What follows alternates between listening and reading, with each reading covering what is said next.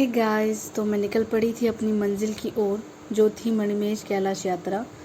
जैसे कि लोगों ने बताया था कि यात्रा बंद हो चुकी है, फिर भी मैं एक उम्मीद के साथ यहाँ से निकल पड़ी। ऊना से मैंने बस ली तलवाड़ा के लिए, और आगे जाते ही बारिश स्टार्ट हो गई। और बारिश इतनी ज़्यादा हुई कि मुझे थोड़ा सा डर लग रहा था, और फिर बारिश रुक गई थी।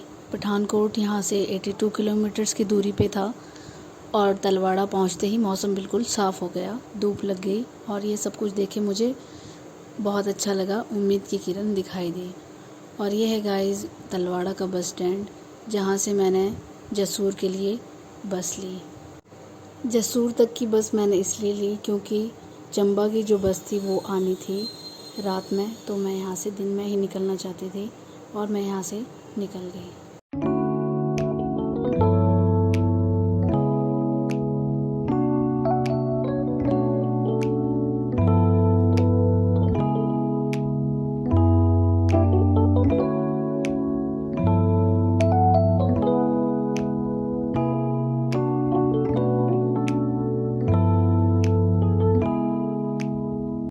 रास्ते में लैंडस्लाइड्स हुए थे, और फिर जैसे जैसे मैं आगे गई, तो ये देखिए गाइस खतरों के खिलाड़ी मोंकेश।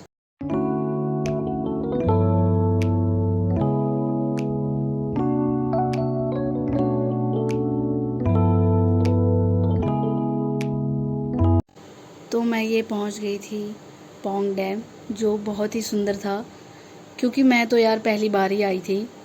और सनसेट देखिए गाइस, इतना प्यारा सनसेट हो रहा था, और ये डैम भी बहुत अच्छा लग रहा था सनसेट के साथ, तो मुझे बहुत अच्छा लगा।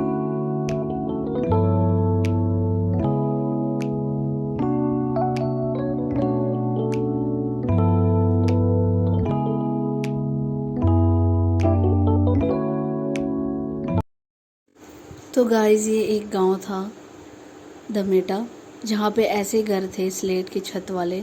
अब कौन ही ऐसे घर बनाता है यार, फिर भी यहाँ पे मैक्सिमम घर ऐसे ही थे।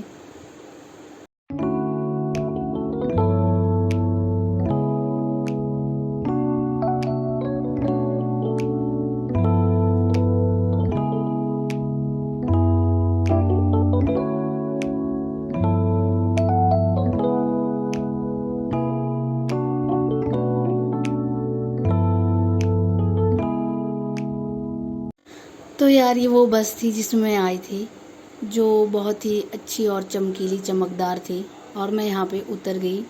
ये था जसूर जहाँ पे मैं उतरी थी, और यहीं से मुझे चंबा की बस मिलनी थी। कब मिलेगी ये इसका मुझे कोई आइडिया नहीं था, तो मुझे बस वेट करना था कि बस कब आए। तो यार गाइस फ़ोन हो गया था बंद, और ये सेकंड डे का है जब मुझे टैक्सी मिली थी पठानकोट से चंबा। तो गाइस मैं रुक गई थी एक जगह जहाँ का नाम था नैनीखड़, क्योंकि मुझे वहाँ पे मेरा क्लासमेट मिल गया था, और मैं उसके घर गई। वहाँ पे मैंने लंच करा, और फिर मैंने डिसाइड किया कि शायद आगे का रास्ता तो वैसे भी बंद है, अब मुश्किल ही जाना होगा। तो गाइस अब हम वापस जा रहे हैं, क्योंकि मणिमहेश की जो यात्रा है वो बंद है। और अब मैंने डिसीज़न लिया है कि अब मैं वापस जाऊंगी। और यहाँ पे एक जगह थी, बस वहाँ मैंने थोड़ा सा एक्सप्लोर करा, मतलब देखा क्या कैसे होता है यहाँ पे, या कल्चर जो यहाँ का है वो बिल्कुल ही वहाँ से अलग है। और यहाँ पे बिल्कुल ठीक है, मुझे अच्छा लगा। अब नेक्स्ट ईयर देखना पड़ेगा, अगर किस्मत में होगा तभी आ पाएंगे, क्योंकि बोलते हैं ना कि भगवान का जब बुलावा होता है तभी वो वहाँ पहुँच पाते हैं।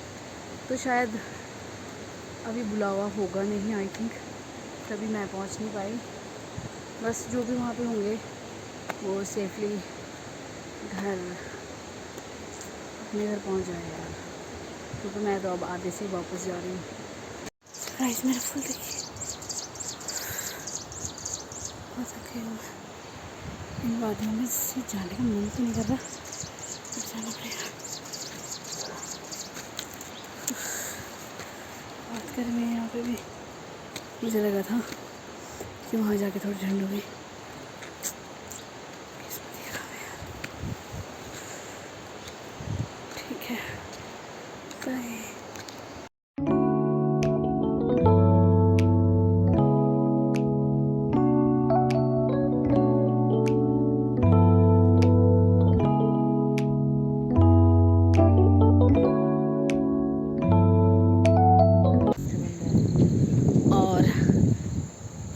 यहाँ पे एक जगह है, कोई जगह पता नहीं मुझे, नाम नहीं मुझे पता है कहाँ है हम। वहाँ पे अभी हम आज के दिन के लिए यहाँ पे रुकेंगे और फिर हम सुबह अर्ली मॉर्निंग बस लेके यहाँ से निकल जाएंगे वापस। तो बस अभी फ़िलहाल यही है, बाकी देखते हैं कल। तो गाइज़ मैं वहीं पे ही रुक गई थी नैनीखड्ड में। तो ये मेरा रूम था जो कि बहुत अच्छा था, मुझे बहुत अच्छा लगा। फिर मैं यार वहाँ से घूमने निकल गई कि देखते हैं आगे कैसा है क्या है, बट ऐसा नहीं हुआ क्योंकि आगे जो रास्ते थे वो बिल्कुल ही बंद थे। चंबा तक जो भी लोग जा रहे थे, बसेस भी बस चंबा तक ही थी, और वहाँ से जो भी लोग फंसे हुए थे उनको लाने के लिए वो जा रहे थे। स्पेशल बस लगी थी और सरकार द्वारा भेजी गई बस बिल्कुल फ्री थी उन यात्रियों के लिए जो वहाँ फंसे थे, और खाने का भी उनका प्रबंध किया गया था। जितने भी रास्तों में भंडारे लगे थे वहाँ पे उनको खाना खिलाया जा रहा था, जो कि एक अच्छी बात थी। यहीं पे ही मैंने भगवान से आशीर्वाद लिया और मैं वापस आ गई अपने घर। यहाँ पर सड़क खराब होने के कारण सभी सवारियों को उतार दिया गया,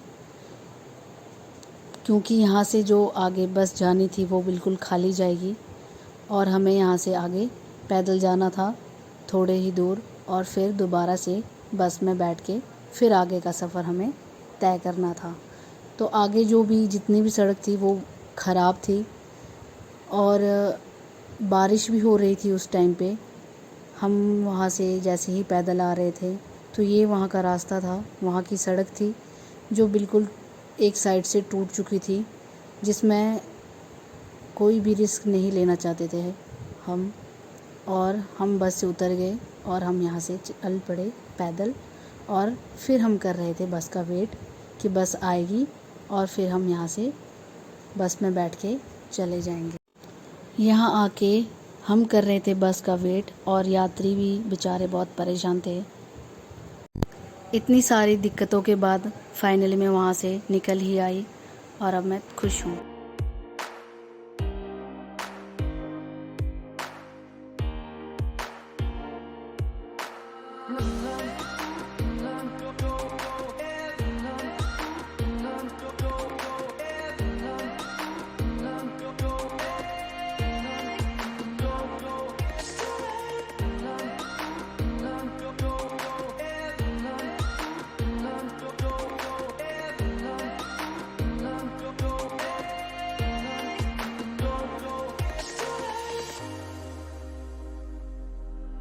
I'm rolling on the road, got my 10 feet off the ground,